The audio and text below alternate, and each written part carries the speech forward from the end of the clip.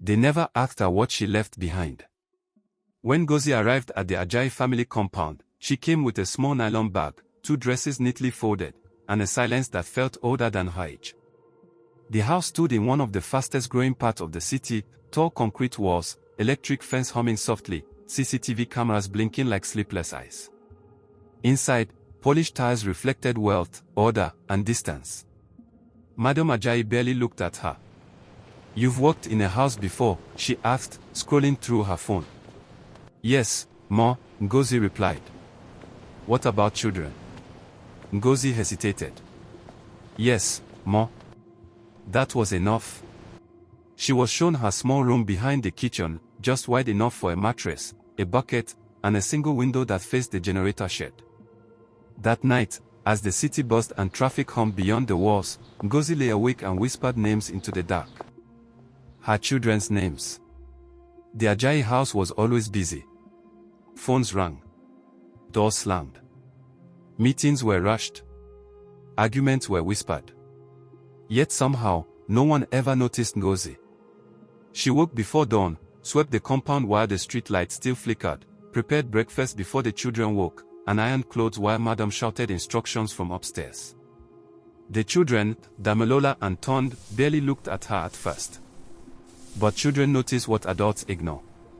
Ngozi tied their shoelaces gently. She remembered how Tond liked his eggs soft. She knew when Damilola pretended to be brave.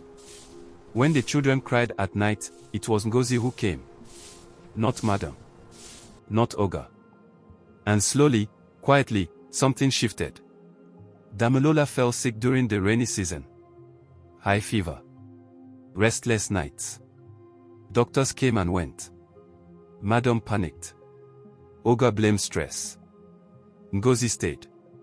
She sat by the child's bed through the night, wiping sweat, humming old lullabies her own mother used to sing. Songs she had once sung to her own children. When Damilola finally slept, she held Ngozi's hand. "Don't go," the girl whispered. Ngozi smiled, though her chest ached. "I'm here," she said. And she meant it, more than anyone knew. Ngozi's own children lived 2 states away. 3 of them. With her sister. She sent money every month. Never late. Never enough. Phone calls were short. "How are you?" "We are fine." "When are you coming?" "Soon." But soon kept moving. One night, during a blackout, Ngozi sat alone behind the kitchen, holding her phone, staring at a photo of her children. Inside the house, Damilola laughed. Ngozi wiped her tears before the light came back. Madam traveled often. Oga returned late. Ngozi became the rhythm of the house. She packed lunches. Supervised homework.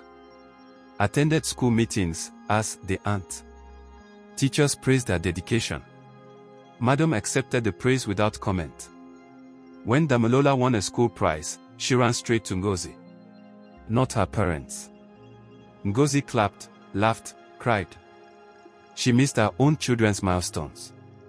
She told herself it was temporary. Years passed. Ngozi grew older. The children grew taller. The house grew richer. Yet Ngozi remained, unpaid overtime, unacknowledged sacrifices, invisible devotion. One afternoon, Damilola asked a question that changed everything. "Are you my real mother?" The room went silent. Ngozi smiled gently. "No, my dear.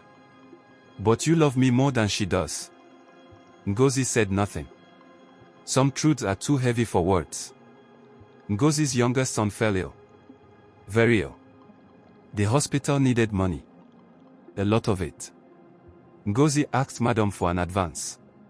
Madam frowned. "This is inconvenient." Ngozi nodded. That night, she sold the only gold chain she owned, the last gift from her late husband. She didn't tell anyone. The child survived. The house slept peacefully. The Ajayi children grew into teenagers. Teenagers grow cruel without realizing it. Arguments started. Doors slammed. One evening, Damilola screamed. "She's not even family." The words cut deeper than knives. Ngozi retreated to her room. For the first time, she did not come out to make dinner. No one checked on her. Ngozi made a decision. She wrote a letter. Not long. Not angry. Just honest. She left it on the kitchen table before dawn. Then she packed her nylon bag. No farewell. No confrontation. Just absence. The Ajayi house collapsed slowly. Breakfasts were rushed. Uniforms misplaced. Homework forgotten. The children noticed first. Where is Ngozi? No answer. Madam read the letter last. Her hands trembled. Weeks later, news arrived. Ngozi had returned to her village. She was sick. Very sick. The Ajayi family drove for hours. They found her lying on a small bed, weak but smiling. You came, she whispered. Damilola cried. Ngozi held her hand. My children, she said softly. All of them. Ngozi passed away quietly. No drama. No noise. Just silence. At her burial, the Ajayi children stood beside her real children. Together. For the first time. Back in the city, Madam framed the kitchen letter. It read, Love does not ask permission. It only asks to be seen. And that was how the family learned. Too late. That the maid who loved them more than her own was the one they never truly welcomed home. This was a tale by fire. Please like and subscribe.